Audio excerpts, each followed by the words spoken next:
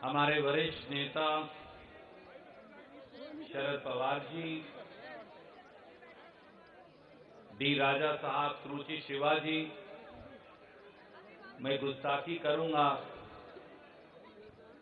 भारतीय राष्ट्रीय Congress, DMK, CPI, CPM, आम आदमी party, NCP, RSP, RJD,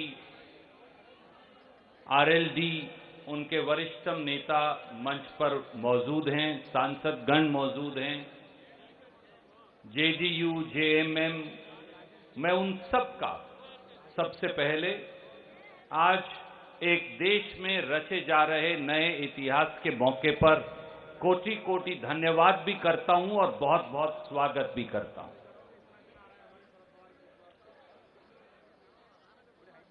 Delhi प्रदेश के अध्यक्ष सरदार अरविंदर सिंह लवली जी से मैं कहूंगा कि दिल्ली प्रदेश की पूरी टीम मुबारकबाद की पात्र है, जिस प्रकार से आपने इस कामयाब आयोजन ये किया है, और मैं आपको भी शुभकामनाएं देता हूं। दोस्तों, साथियों, आज देश में एक नया इतिहास बनाने का दिन है। आज देश में एक नए संघर्ष का ऐलान करने का दिन है। आज देश में एक नया बिगुल बजाने का दिन है, क्योंकि बात यह नहीं कि 146 सांसदों को निष्कासित कर दिया गया। बात यह है कि देश की संसद में अब प्रधानमंत्री नरेंद्र मोदी जी ने विपक्ष मुक्त संसद का गठन कर दिया। अगर देश की संसद में चुने हुए प्रतिनिधियों की जगह नहीं, अगर देश की संसद में विपक्ष की जगह नहीं, अगर देश की संसद में सवाल पूछने की इजाजत नहीं, अगर देश की संसद में सरकार की जवाबदेही सुनिश्चित करने की जगह नहीं, अगर देश की संसद में लोगों की आवाज उठाने की इजाजत नहीं, तो फिर संसद की आवश्यकता क्या रह जाएगी। आज जो भारतीय जनता पार्टी की सरकार है, साथियों, उसने देश की संसद के पर एक हमला बोल रखा है। अगर मैं ये कहूंगा तो शायद सही होगा। देश के संविधान पर देश की सरकार ने हमला बोला है। देश के संविधान का गला घोटा जा रहा है। आज भारत का प्रजातंत्र खतरे में है। आज संसदीय मर्यादाओं को बुलडोजर के नीचे कुचला जा रहा है। बोलने की आजादी को रोंदा जा रहा है।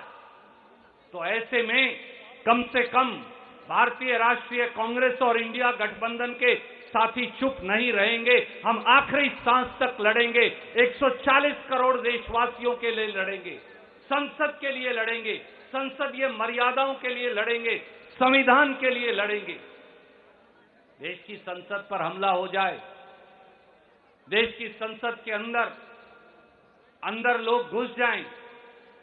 वो तो नौजवान थे जिन्होंने एक रंग का बम चलाया। हम ये बात कर रहे थे कि अगर ये अंतरिक्ष गैस होती या कुछ और होता तो आज भारतवर्ष की क्या हालत होती।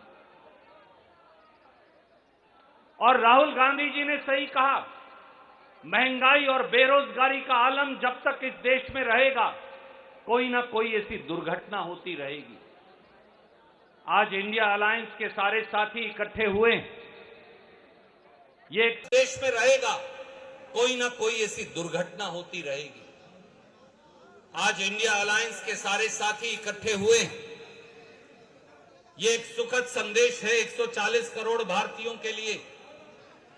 पर यह लड़ाई हमारे लिए नहीं, ये लड़ाई इंडिया अलायंस की पार्टियों की नहीं, ये लड़ाई इस देश के मुद्दों पर है।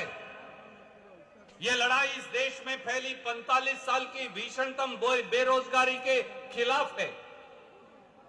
ये लड़ाई हर उस महिला के लिए है जिसके घर का बजट बिगड़ गया मोदी निर्मित, भाजपा निर्मित महंगाई के चलते।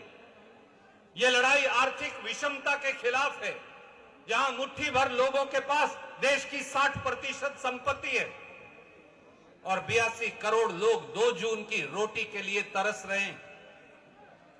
ये लड़ाई नफरत का वो माहौल जो इस देश में पैदा किया जा रहा है उसके खिलाफ है। ये लड़ाई इस देश की संपत्ति को चंद उद्योगपतियों को बेचने वाली सरकार के खिलाफ है। ये लड़ाई उस विचारधारा के खिलाफ है जो टोपी, पगड़ी, दाढ़ी, कपड़ा, भाषा उसके आधार पर इस देश को बांटने में लगी। साथियों, दोस्तों, अगर इस देश के लोग नहीं जागे, अगर इस अलख जगाने की जो जिम्मेवारी इंडिया अलायंस की पार्टीज ने ली है, अगर ये अलख हमने नहीं जगाई तो वो दिन दूर नहीं कि वो लोग जो सत्ता की शहतीर पर बैठकर देश के संविधान का मजाक उड़ा रहे हैं, वो लोग जो सत्ता के बहुमत के आधार पर इस देश की मर्यादाओं का हनन कर रहे हैं, वो लोग इस देश में से प्रजातंत्र को खत्म कर देंगे। इसलिए ये लोकतंत्र बचाओ, भारत बचाओ की लड़ाई, और इस लड़ाई में आए एक एक साथी का, चाहे वो आखिरी पंक्ति में खड़ा हो, चाहे वो दिल्ली पुलिस के बैरियर्स के पार खड़ा हो, उसे आने की इजाजत नहीं दी जा रही। और इंडिया अलायंस के सब नेताओं का, सांसदों का मैं उनका स्वागत भी करता हूं, और देश के 140 करोड़ लोगों का यह आह्वान हम सब के कानों में लगातार गूंजता रहे कि इस देश के अधिकारों के लिए जूझना, भारत के अधिकारों के लिए जूझना, भारत की आवाज बनना, अब ये कर्तव्य आपके कंधों पर है। और ये विश्वास रखिए कि ना हम झुकेंगे, ना हम डरेंगे, ना हम दबेंगे। भारत का तिरंगा लेकर सदैव आगे बढ़ते रहेंगे और 140 करोड़ देशवासियों की आवाज बनेंगे। जय हिंद। नमस्कार, मैं हूं मानक गुप्ता। अगर आपको हमारा ये वीडियो पसंद आया हो तो इसे लाइक और शेयर जरूर करें, और हां, हमें सब्सक्राइब और फॉलो करना ना भूलें ताकि आप देश और दुनिया की कोई खबर मिस ना करें। तो जुड़े रहिए हमारे साथ और देखते रहिए न्यूज़ 24।